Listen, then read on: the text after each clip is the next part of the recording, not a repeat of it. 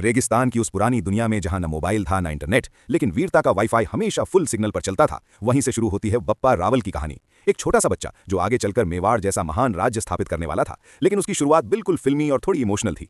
बचपन में ही उसने अपने माता पिता को खो दिया और किस्मत ने उसे ग्वाले के घर पहुंचा दिया। अब सोचो, फ्यूचर किंग और जिंदगी शुरू हुई काउ बॉय मोड से, दिन भर गाय चराना, जंगलों में घूमना और जिंदगी को ऐसे जीना जैसे कोई बड़ी कहानी बनने वाली हो। लेकिन कहते हैं ना, असली हीरो की एंट्री धीरे धीरे बनती है। बप्पा के अंदर भी राजपूती खून खौल रहा था, बस उसे दिशा चाहिए थी।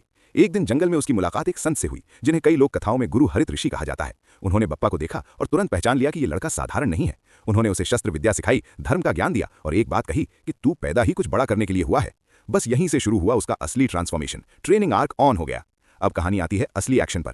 उस समय चित्तौड़ पर मोरी वंश का शासन था और चारों तरफ दुश्मनों का खतरा मंडरा रहा था। बप्पा रावल ने धीरे धीरे अपनी ताकत बढ़ाई, सेना तैयार की और फिर एक दिन दुश्मनों को सीधी चुनौती दे दी। लड़ाई हुई, तलवारें टकराईं और आखिरकार बप्पा ने चित्तौड़ किले पर कब्जा कर लिया। यही वो पल था जब मेवाड़ साम्राज्य की नींव रखी गई। एक ग्वाले से राजा बनने तक का सफर पूरा हुआ। लेकिन कहानी का सबसे दिलचस्प और अलग हिस्सा अभी बाकी था। बप्पा रावल ने खुद को कभी राजा नहीं माना, उन्होंने खुद को भगवान शिव यानी एकलिंग जी का सेवक माना। उनके अनुसार मेवाड़ के असली राजा एकलिंग जी हैं और वो सिर्फ उनके दीवान यानी प्रतिनिधि हैं। अब ये हुई ना असली ह्यूमिलिटी। पावर भी है, किंगडम भी है, लेकिन ईगो जीरो।